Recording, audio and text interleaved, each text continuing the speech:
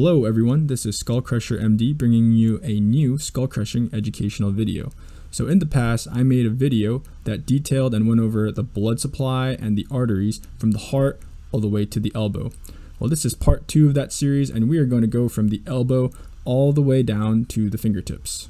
So get pumped up, put your seatbelts on, and let's get crushed. Alright, so for those of you who watched my video on the blood supply to the upper arm, it is time to jog your memory. Who in the audience can tell me what this artery is and what it branches off into? Anybody? Any takers? Yes, that is the brachial artery, and it becomes the radial and ulnar arteries. Next question. Can someone in the audience tell me when the axillary artery becomes the brachial artery? Yes, that is after the teres major muscle. And who can tell me the mnemonic I used for the branches of the brachial artery? Yes, the mnemonic was PINS. And this stood for the profunda, the inferior ulnar collateral, the nutrient artery to the humerus, and the superior ulnar collateral arteries. So let's draw those arteries in.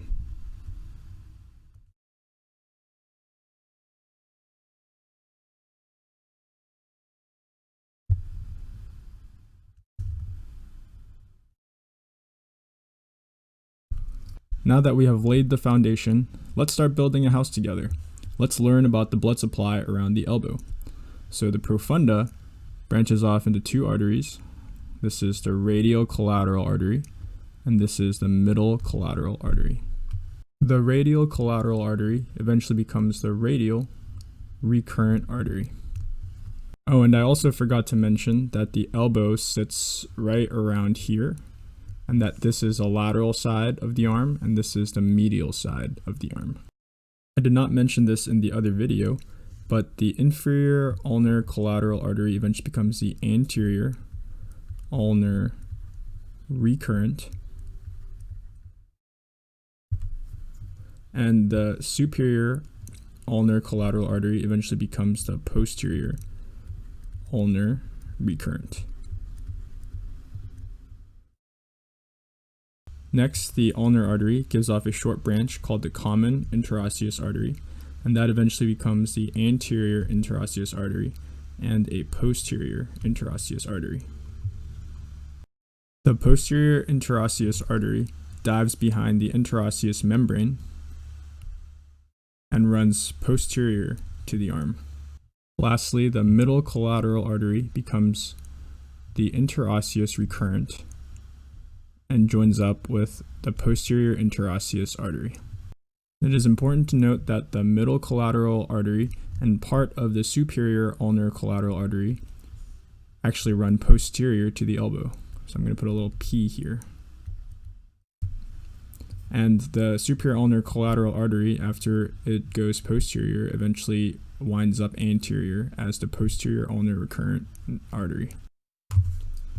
Additionally, all the collateral arteries anastomose behind the elbow.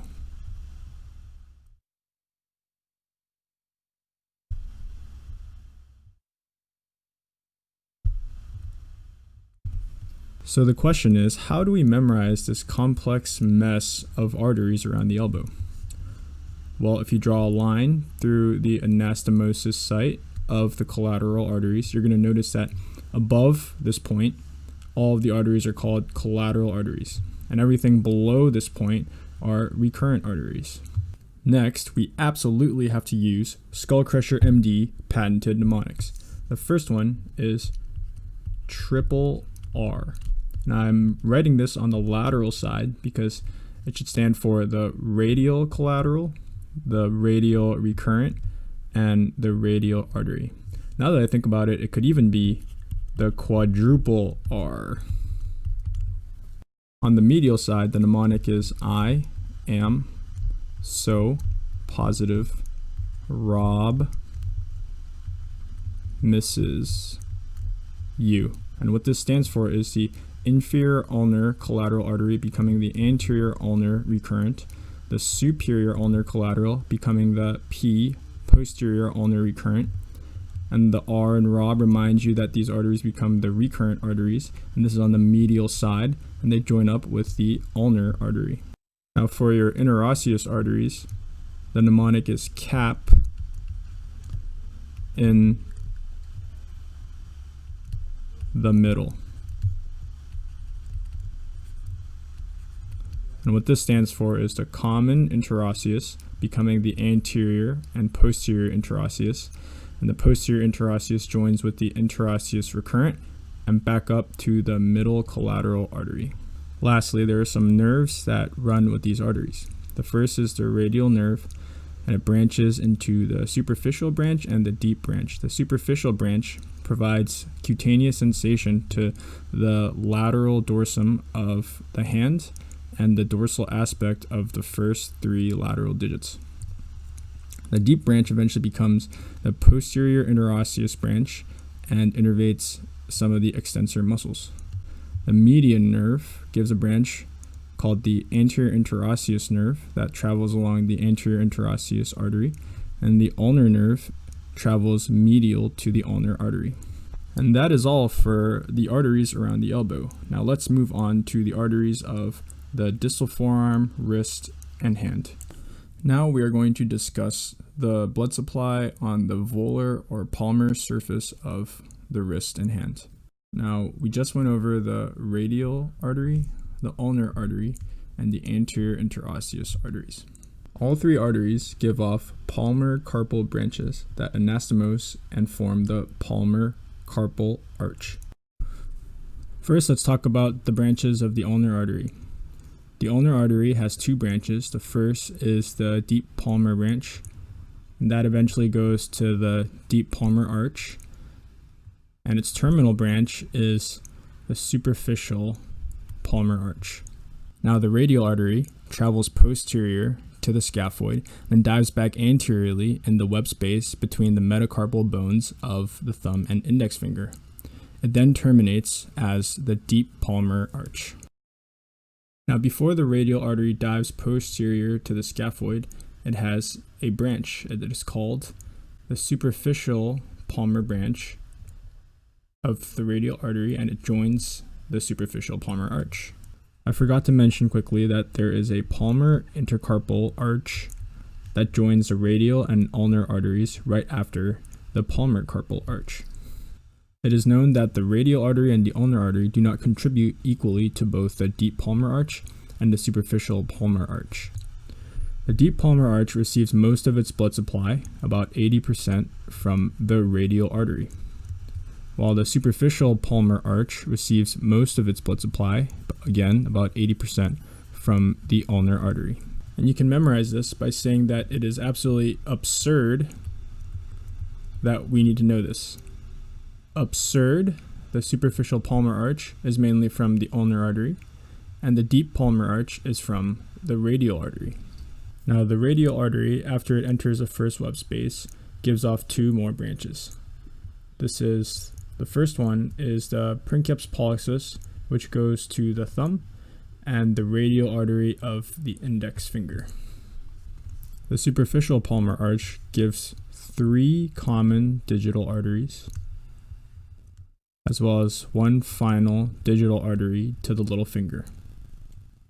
Both the radial branch to the index and the digital artery to the pinky course to the distal phalanx, and the common digital arteries branch off into proper digital arteries.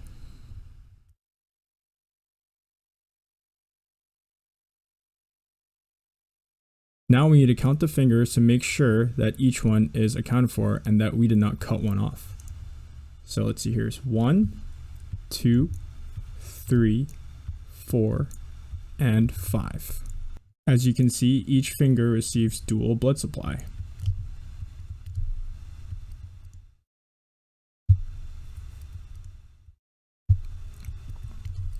And lastly, there are metacarpal branches that go from the deep palmar arch to the common digital arteries.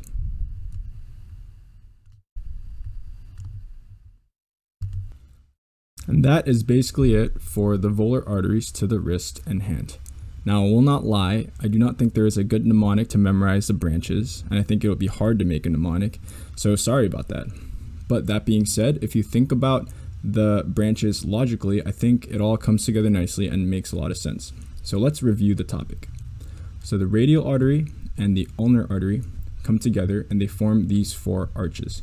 The deep palmar arch receives most of its blood supply from the radial artery, and the superficial palmar arch receives most of its blood supply from the ulnar artery. And we should know this from the mnemonic absurd. And now the blood supply to the thumb and to the index finger come off the radial artery. And we should also know that there are common digital arteries that come off the superficial palmar arch. And these common digital arteries eventually become proper digital arteries that go to the fingers. There are also metacarpal branches that come off the deep palmar arch, and they join the common digital arteries. Lastly, there is a digital artery to the little finger that comes off the superficial palmar arch. The last two things that we need to cover are the dorsal arteries of the wrist and the hand, as well as the relations of these arteries in the finger from a lateral view. So I got a little lazy and I found this excellent image of the dorsal arteries of the wrist and hand. So learning the arteries on the dorsal side of the wrist and hand is not nearly as bad as that of the palmar side, but there are still a couple differences. The first is that the carpal arch on the palmar side received blood just from the anterior interosseous artery, whereas on the dorsal side, the carpal arch first receives blood from both the posterior interosseous artery as well as the anterior interosseous artery. The interosseous arteries as well as the radial and ulnar arteries come together to form three arches, that is the carpal arch, the intercarpal arch, and the basal metacarpal arch. And off the basal metacarpal arch, there are dorsal metacarpal arteries that eventually feed into the fingers. And that's basically the blood supply in the dorsal side of the hand and wrist. Finally, I just want to point your attention to the relations of these various arteries in the finger. So we mentioned the dorsal metacarpal arteries here. You see the dorsal metacarpal artery right here on the dorsum of the finger. And you can see here the deep palmar arch, the superficial palmar arch on the palmar side. And you can see that there is a common digital artery that eventually becomes a proper digital artery. Now these arteries also form perforators that go through the middle of the finger, and they even join each other on both the dorsal and palmar sides. I forgot to mention one last thing, and that is that the dominant arterial supply to the index finger is the digital artery from the ulnar side, and the dominant artery to the little finger is actually on the radial side. And you can just memorize this by thinking that these arteries are more medial or towards the middle. For the middle and ring fingers, there is no dominant blood supply and they're perfused equally by each digital artery. And that is the end of this video. We just covered a lot of material. We discussed the blood supply from the heart all the way down to the fingertips in 2 videos in about 20 minutes. So in honor of this, we are going to do 10 finger curls. Find a barbell or even a pencil or something and just do 10 finger curls. And with that, thank you so much for tuning in and watching this video. Like, subscribe, and I will see you in the next video.